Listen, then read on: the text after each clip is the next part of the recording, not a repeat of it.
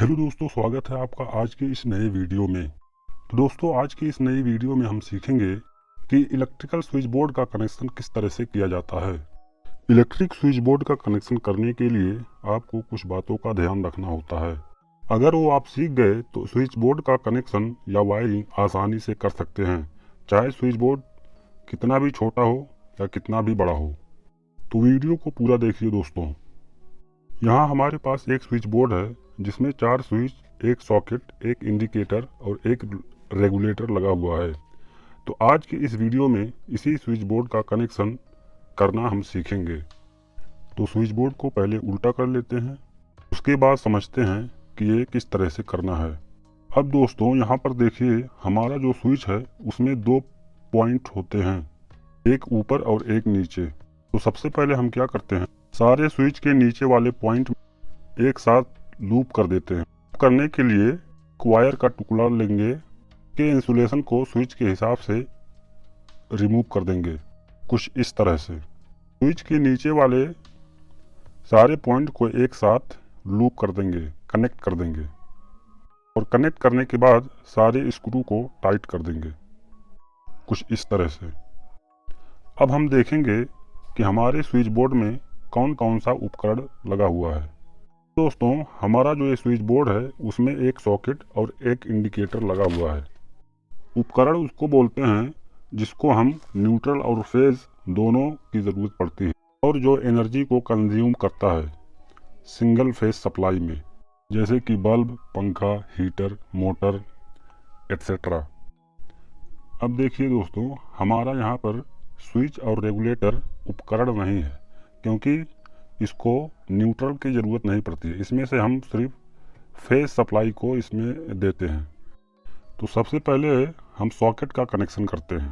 Socket का connection करने के लिए सॉकेट के पास में, उसके बाजू में जो स्विच है उसके ऊपर वाले पॉइंट में जोड़ेंगे, और सॉकेट के राइट साइड में जहाँ पे एल लिखा हुआ है उसमें जोड़ेंगे।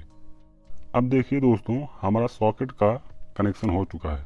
अब सॉकेट में हमको न्यूट्रल देना है सिर्फ।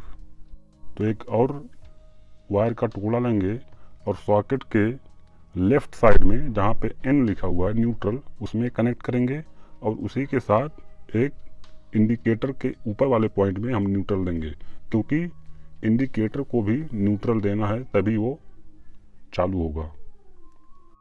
अब हमने दोनों उपकरण को न्यूट्रल का भी कनेक्शन कर दिया है। अब हम रेगुलेटर का कनेक्शन करेंगे दोस्तों। यहाँ पे देखिए दोस्तों, रेगुलेटर में हमारे 2 वायर बाहर निकले हुए हैं।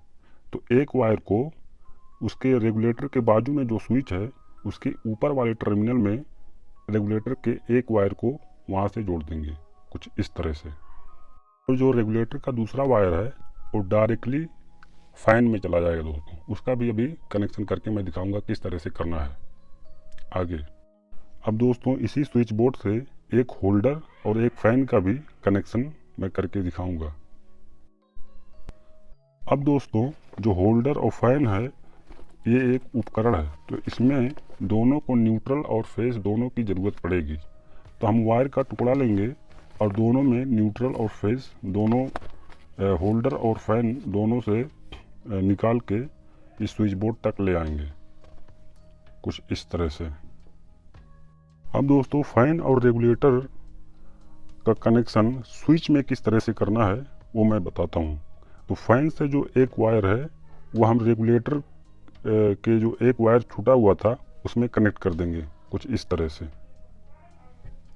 और जो न्यूट्रल है फैन का, वो हमारा इस सॉकेट में न्यूट्रल में कनेक्शन होगा उसका। और जो होल्डर का एक वायर फेस वायर है वो हम स्विच के किसी भी स्विच में दे देंगे। जिस स्विच से हम उसको कनेक्ट करेंगे उसी स्विच से वो होल्डर ऑपरेट होगा। और जो न्यूट्रल होता है दोस्तों वो एक ही रहता है। तो हम क्या करेंगे, फैन और होल्डर दोनों का न्यूट्रल एक साथ मर्ज करके सॉकेट के न्यूट्रल वाले पॉइंट में उसको जोड़ देंगे, कुछ इस तरह से। अब दोस्तों, हमारी जो वायरिंग है कनेक्शन वो पूरी कंप्लीट हो चुकी है। अब हमको इसमें मेन सप्लाई देना है सिर्फ। लीड का एक वायर दोस्तों, जो फेस वाला वायर है लीड का, वो हम स्विच के नीचे जो हमने लूप किया था सारा, स्विच के नीचे वाले पॉइंट को एक साथ पूरा लूप किया था, उसमें हम जोड़ेंगे, कहीं भी जोड़ सकते हैं उसके नीचे, क्योंकि सब एक ही है। तो मैं यहाँ पे कनेक्ट कर देता हूँ। देखिए दोस्तों, हमने यहाँ पे कनेक्ट कर दिया है। अब जो न्यूट्रल वाला वायर है उसको हम सॉकेट में, जहाँ पे सारे न्यूट्रल कनेक्ट हुए हैं वहाँ पे जोड़ देंगे। सॉकेट में जोड़ सकते हैं, और वही सॉकेट से वायर जो है इंडिकेटर के ऊपर गया हुआ है तो हम वहाँ पे जोड़ सकते हैं। तो मैं इंडिकेटर के ऊपर वाले पॉइंट में जोड़ देता हूँ। देखिए दोस्तों, ये वही है। अब हमारे पास बचा ये अर्थिंग का वायर। तो अर्थिंग का वायर दोस्तों, ये जो सॉकेट होता है, सॉकेट के ऊपर जो मोटा वाला होल होता है उसमें हम जोड़ते हैं। देखिए यहाँ सिंबल भी बना हुआ है, तो हम यहाँ पे कनेक्ट करेंगे सॉकेट के ऊपर वाले। तो देखिए मैं यहाँ पे कनेक्ट कर दिया, टाइट कर देंगे इसको। अब दोस्तों, हमने मेन सप्लाई भी इसमें जोड़ दिया है, और ये हमारा स्विच बोर्ड का कनेक्शन, वायरिंग पूरी कंप्लीट हो चुकी है। अब इस स्विच बोर्ड में सप्लाई देके फाइनली चेक कर लेते हैं, और सेफ्टी के लिए मैं इसमें टेप लगा देता हूँ। ये देखिए वायर जहाँ पे हमने जोड़ा था, इसमें सेफ्टी के लिए टेप लगा देते हैं कि कोई दुर्घटना ना हो। कुछ इस तरह से देखिए दोस्तों, हमने सप्लाई ऑन कर दिया है। इंडिकेटर भी देखिए ऑन हो गया है, जलने लगा है। अब हम होल्डर, देखिए लाइट चालू करके देखते हैं बल्ब जल रहा है कि नहीं। देखिए बल्ब भी जलने लगा दोस्तों। तो इस तरह से आप स्विच बोर्ड की वायरिंग कर सकते हैं। और इलेक्ट्रिकल रिलेटेड वीडियो देखने के लिए हमारे चैनल को सब्सक्राइब कर सकते हैं। मैं इसी तरह की वीडियो, स्विच बोर्ड, इन्वर्टर, सारी तरह की वीडियो मैं इस चैनल पे अपलोड करूँगा, आप यहाँ से देख सकते हैं। धन्यवाद।